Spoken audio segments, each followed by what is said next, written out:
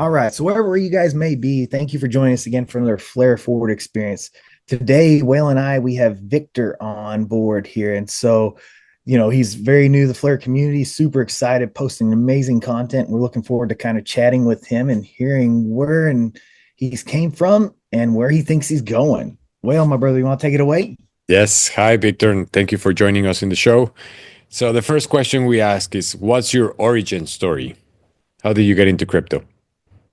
Yeah, that's a great question. Thanks for the invitation, guys, Steven and Well. Super excited to be here. And well, first of all, I joined crypto because I was working on a project that had the goal of predicting the price of Bitcoin back in 2021 using our artificial neural networks. So, for context, I was doing my PhD in physics, and I had a friend that was into crypto, and he was like, hey, you know what, maybe we could use your physics stuff to do something more profitable and try to predict the price of Bitcoin. And I was like, okay, we can try to solve this as a problem and see how far we can go.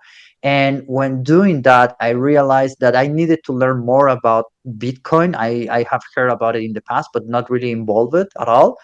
And then I stopped upon the white paper of Satoshi, and then I was like, okay, so Bitcoin is something that is more powerful because there is something, an underlying technology, which is the blockchain technology that powers that, right? So then I got really interested into blockchain technology in general. I learned a little bit about coding on Solidity. Then I started my own project with NFTs and AI, and ever since that I started to create content, and really after completing my PhD, it became quite obvious for me that I was really passionate about this because of the freedom and the impact that this could have on the world. And yeah, ever since that I've been working on crypto on multiple aspects, from community side, content side, a little bit on the tech as well. And now I'm working with Flare as a developer content specialist. I'm super excited about the work that we're doing here. Awesome, man. So I'm curious, you got to obviously have a variety of backgrounds, physics, but I mean, that's that's an impressive addition to the Flare team for sure. So, can you tell us where you think or how you think you might be interacting with blockchain, in 5 years from now? How is it going to impact your life 5 years from now? Where do you think you see it going? This is an awesome question because I've been thinking about this lately and how Flare will actually play a role on this, because we have, I don't know, thousands of blockchains at this moment.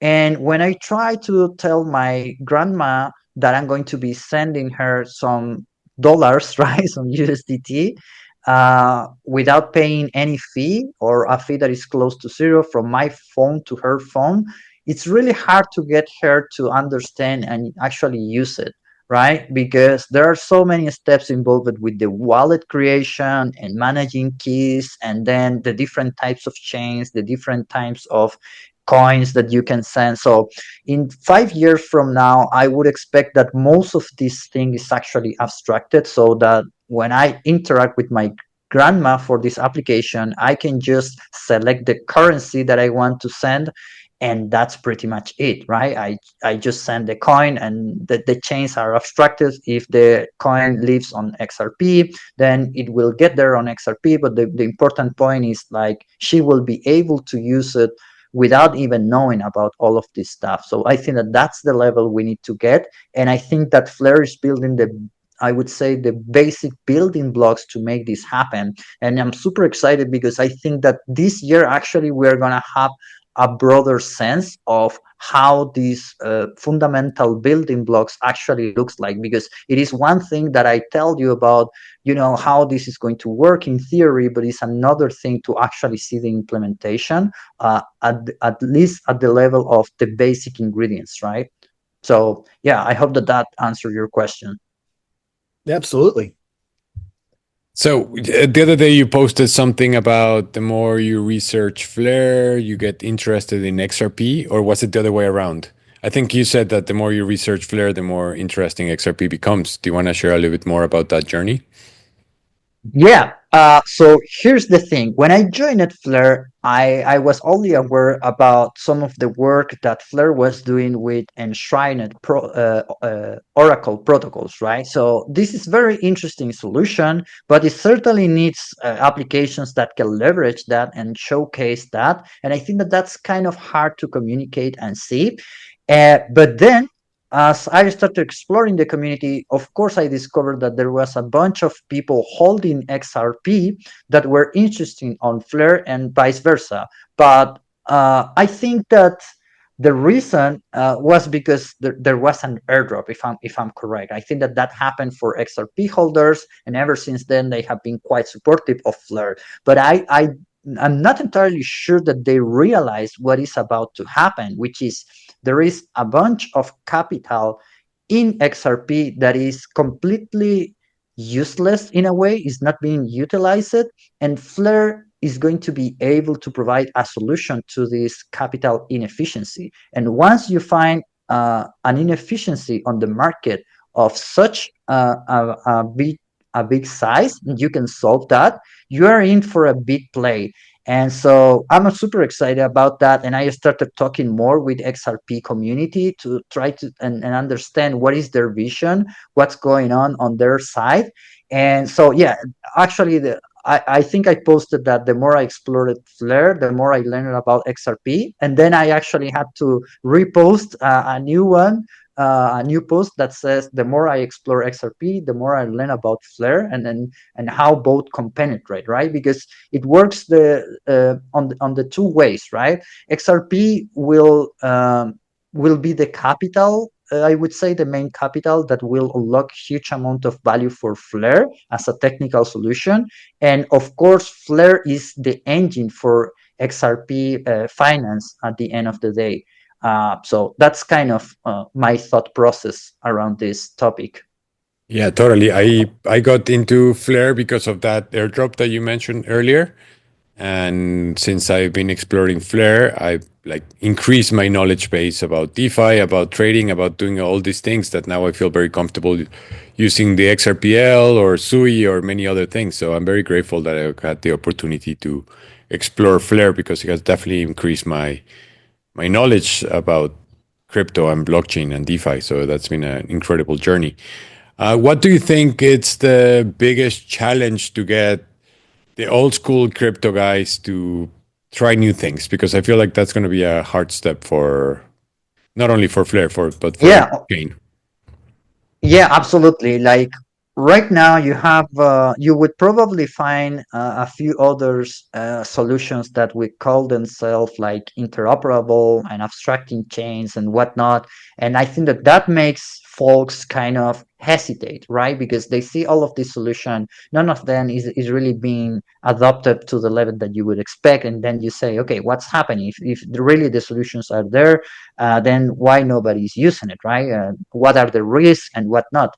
So I think that one part of that is that there is a lot of hype, right, and lack of education, and the other part is that there is really not an ultimate solution, right? A very efficient solution. And I think that the infrastructure of Flare will actually possibilitate that, because if you think about, for instance, the oracles on Flare are unique because they are enshrined and they inherit the economic security of the protocol. That's a huge feature that is very hard for people to see, but it can actually have enormous amount of value when it comes to decentralization, censorship resistant, and all of that. So I really think that as we make progress with the launch of new products at Flare, with F assets and the protocol managed wallets, I think that people will be actually be able to test it and see, okay, so we have this idea, this theoretical idea, and we now have the implementation,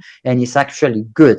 And as soon as we provide also the incentives, combine it with the reputation that Flare has, I think that can actually, overcome that challenge that certainly I would agree exists. For sure. I think, I mean, that's what I've been telling people is that Flare is a great place to learn. Independently if you're interested or not on using Flare, I think it's the time to learn because I can see how that's going to happen. That People are going to wait and wait and wait, and then they're going to be like jumping in trying to chase yield with their XRP, and they're not going to know what they're doing. So that might be a mistake, and that's part of what we're trying to change. Just how do you create the base knowledge that is necessarily to interact with DeFi in a way that we can all make money, because that would be the ideal scenario, that everybody is making money together and we create a strong community around Flare. Exactly. At So the end of the day, people have capital and they want to use it, right? And if you enable that on experience that is actually decent and secure, you don't need to do much more. But of course, it has proven to be very difficult to do so. So hopefully we get the fundamentals right, and we can provide that. I'm curious now that you kind of joined the network, and Moyle kind of led this perfectly into how do you use Flare? What tools are you particularly using that you find interesting? So right now, what I'm doing is exploring most of the DeFi space. So I'm staking, LPing, I'm trying lending and borrowing for the first time. And let me tell you about this, because this is again one of the subtleties that I think makes Flare unique, which is it is very important if you're using a borrowing and lending protocol that you can trust your oracles to provide you with the right data, and that data cannot be manipulated, because one thing that goes wrong there and then you're liquidated and you're going to lose thousands of dollars, and you don't want that, right? In order to ensure that, you really need to have very robust decentralized infrastructure, and with Flare oracles you actually have that. I have security guarantees that I cannot find anywhere else. So now, for the first time in my life as a user, I'm going to be actually utilizing borrowing and lending protocols. I think you hit the nail on the head for sure on that. It's a little concerning. I think that enough people don't, I mean, they just haven't learned the lesson enough of why we're looking at decentralized and why. I mean, look what happened with FTX. It wasn't centralized. All the tokens were there. Everybody lost. Look at Hyperliquid. They were able to manipulate the price to hurt a scammer. But again, it doesn't take the cabal much to manipulate the price in their favor. Even a fraction of a penny can get added up real quick when you're talking millions and millions and millions of dollars on Exactly. transactions all the time. So sooner or later, people will definitely learn from this experience, because it's anybody who doesn't run decentralized has not had a good experience at some point.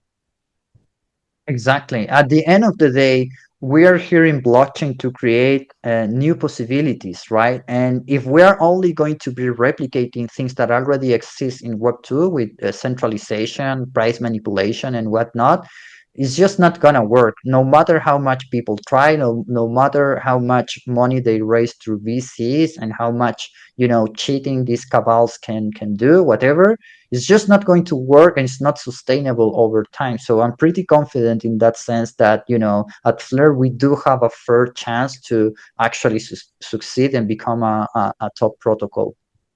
For sure.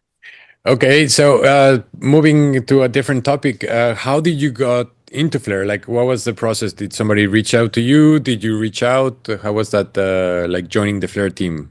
How did that happen? Yeah, that good question. Actually, I was reached out by a recruiter. Since I create content on social media and I'm very active, and I'm also I was working as a DevRel. I used to get a lot of job offers actually, and I wasn't really looking into anything.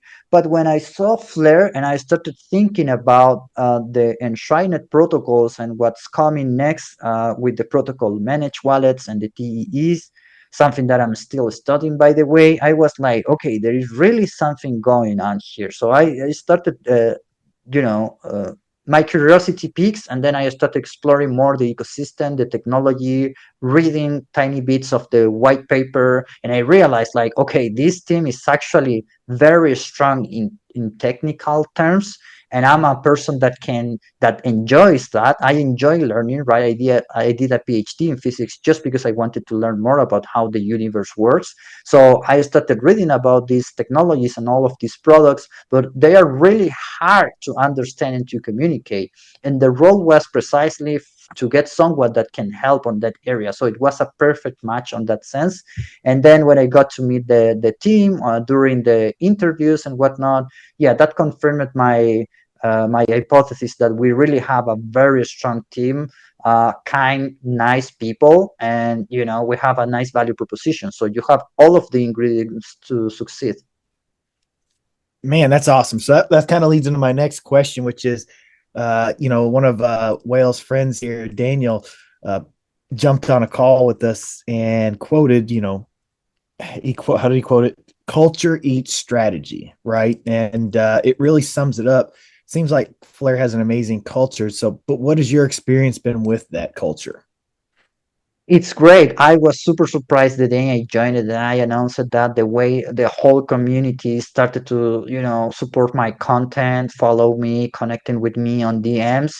I really I was really surprised because when I joined it previously for the interviews, right? I did my own research. So I joined the Telegram, I joined the Discord, and it was okay. People were active, but not that much active as they are on X, for instance. So I wasn't really expecting so much support and activity from our community. And then I started getting into one-on-one calls with a lot of our builders, and they are all computer scientists, PhD, and whatnot, or students at top of universities, or very accomplished entrepreneurs. And I was like, man, there is really a great human capital here. Not only you have very nice and kind people, supportive people, but you have very smart people as well. So, you know, I'm telling you from the bottom of my heart, I'm truly grateful that I got to connect with this amazing community. Yeah, that has been our experience as well, that everybody's super nice. And I feel like the part that was missing is being able to communicate that vision from that very smart people in a dumbed down way that it's easy for other people to follow. And I think that that's part of what we've been trying to do here at Flare Forward. Yeah, I think you guys are doing an amazing job on that sense. Maybe after this call we can discuss further about your plans. But I think that you guys are doing the right thing at the right time, because this is the time in which uh, from one way or another, today I posted about the data on the developer side. This is also increasing, right? So not only we are breaking TVL records, chain activity and whatnot, but we are also onboarding more and more builders, right? And these builders, they need this education. They need to learn about not only the technical stuff, but also about the culture and who to connect with in order to succeed. So I think that you guys can play a significant role on that sense. Thank you, Victor. I appreciate it. So, Flare 2.0, it's about to come online or in the near future. What are you most excited about it, and how do you think it will shape the future of blockchain technology?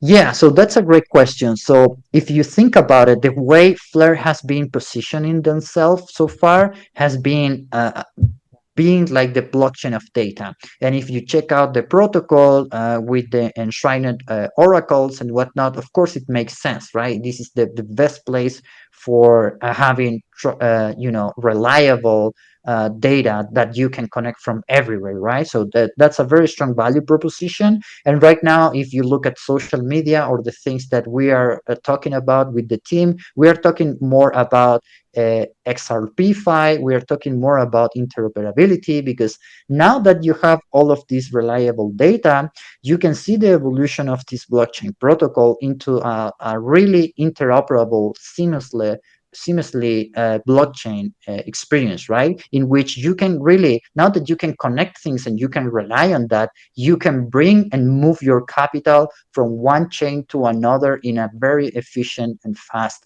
way, right? So I think that going forward with Flare 2.0 and the protocol managed wallets with TEEs, we are really going to see this vision to become true, and people will start to realize, okay, this is not just a white paper on an idea. This is something that can actually be done now. You will be actually be able to utilize your Bitcoin to find the best yield opportunities and have sponsorship of gas and whatnot, really experience something that is very hard to experience in other places, at the same time that you really have a strong security guarantees, which is of fundamental importance for larger institutions, hedge funds, and whatnot, right?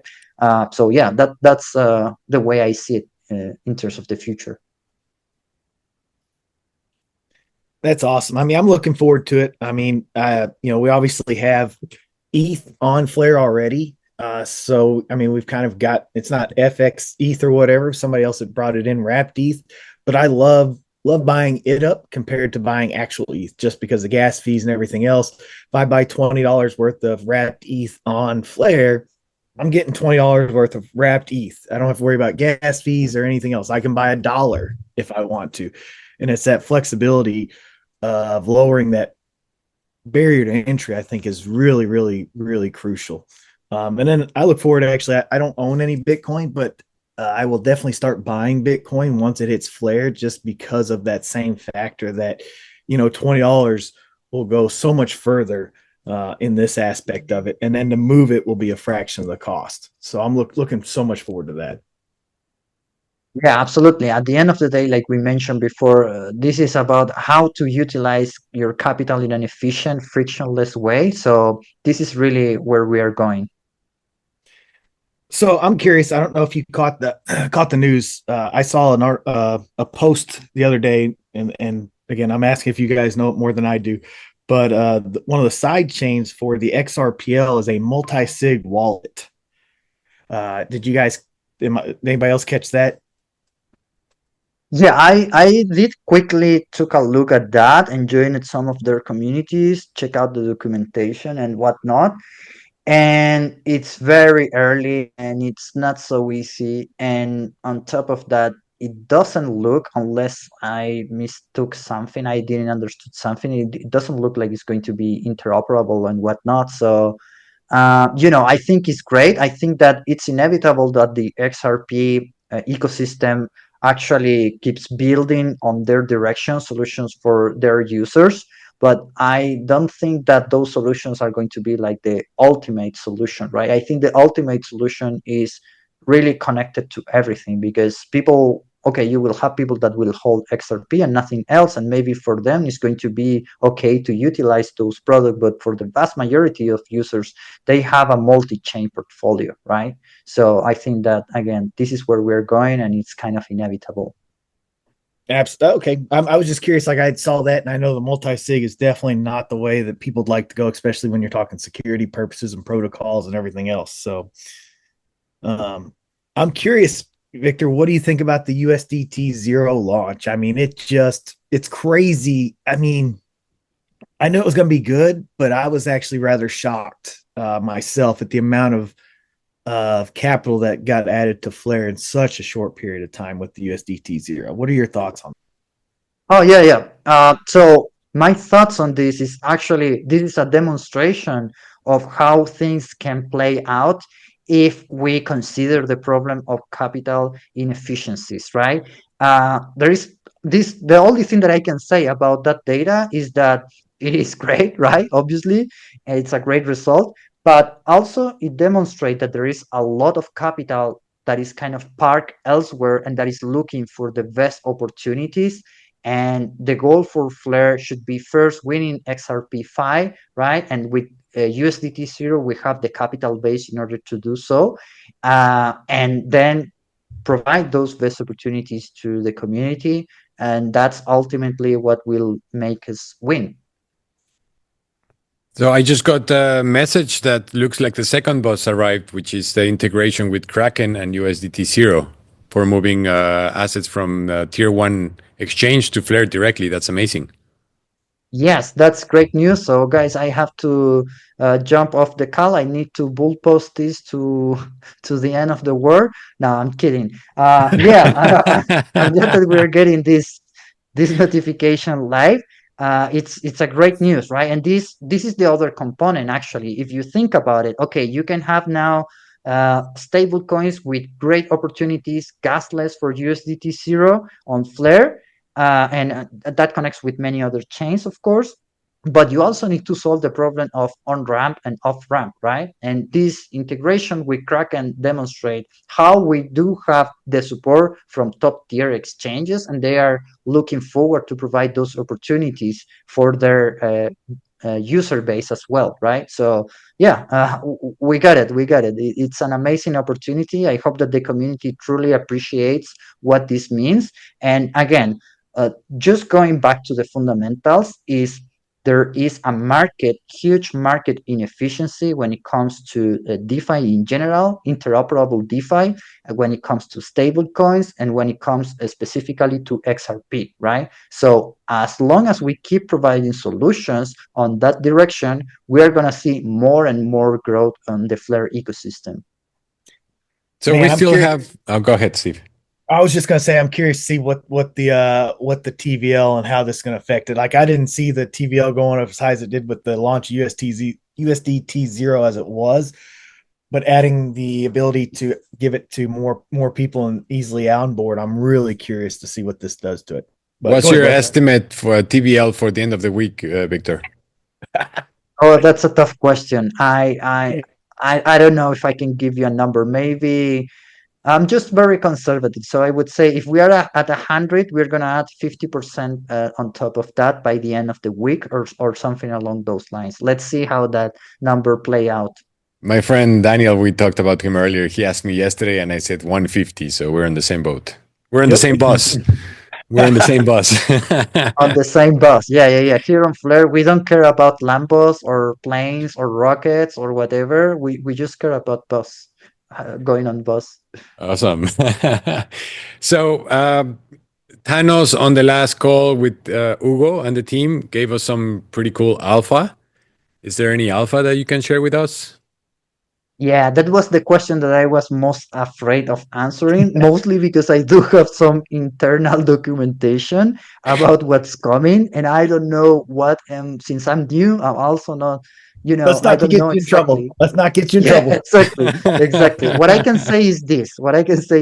Listen, there is a roadmap of products that you kind of know already, right? We have things that we are lining up for XRP, right? So you can expect at some point that we're gonna have amazing staking, risk-taking solutions.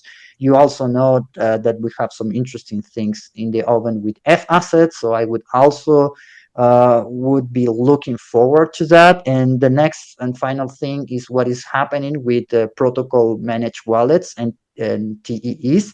And I think that for that one, we are a little bit early yet. And I am still like learning the on like the base solution and the technicality so that I can communicate the alpha properly without leaking the details, right? So, but the vision is what matters. The vision is, again, we do have this very inefficient market when it comes to non-smart contract platforms such as XRP or Bitcoin, and we are providing a solution that is really, I would say, kind of the ultimate solution for interoperability and to finding the best opportunities with Flare. That's Man, incredible. that's Yeah, awesome. I think Flair posted it's like, you know what's coming, but you don't know when. So the answer that you just gave us is exactly the same. You're not getting in trouble, but it's incredible information. I'm super excited about this. We get to talk with the devs on a regular basis and help them make them better. I mean, Whale's fingerprints is probably all over every single DEX and DApp, or every single DApp that we have, at least a little bit, in helping them make it better for the user, at the end user for sure. No, yeah. At the end of the day, this is how it works, right? At the this all of this tech is new. All of these applications are new. You need to have people that are testing and providing feedback. So again, a huge shout out to Whale, to you, Steven, and to Flare Forward for this amazing, value add to the community. Yeah, I've been really enjoying like learning because it's been like it's a feedback loop because for me to be able to share with the community, I have to learn and then I like master the tools and then it's like a win-win because the developers get feedback from a user perspective because I see that sometimes what happens is that you know your system so well that it's hard to share that information because you are like so involved that you don't understand what people don't understand. So it's been a great journey to be involved in Flare growth and progress. It's been super nice. I've been really enjoying it. Oh, and there's some great devs too, because some of their tools, like Whale was saying, it seems simple to them, but super complex to us. Where Whale set up trades where he lost 20, 30, $40, and we think we got it down, and we've been practicing at it. And then we set up a trade the other day, which netted me a negative $44 loss because we set it up backwards. So there's a curve there that we want to help them so that when other people go to use it, that they build better rails so people don't make those mistakes that we're making. But again, like I was saying, they've got amazing devs who, we're more than happy to refund us our money, a part of that experience. So, I mean, the Flare devs are just awesome people.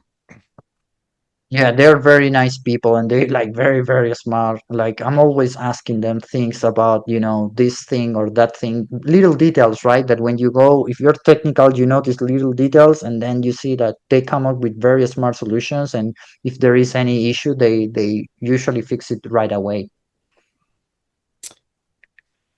Awesome, man. Well, I don't have any other questions. Whale, man, do you got any other questions? No, I think this was a great introduction. Now we know what you're doing at Flare, Victor, and then I'm sure we can connect in the future and make more content for everybody. And really looking forward for the future of Flare. It looks very Yeah, exciting. absolutely. As more products launches or as more buses arrive to Flare, we will be having more of these conversations. So thank you very much. I really enjoy it, and I wish you all the best. Same to you, Awesome. Victor.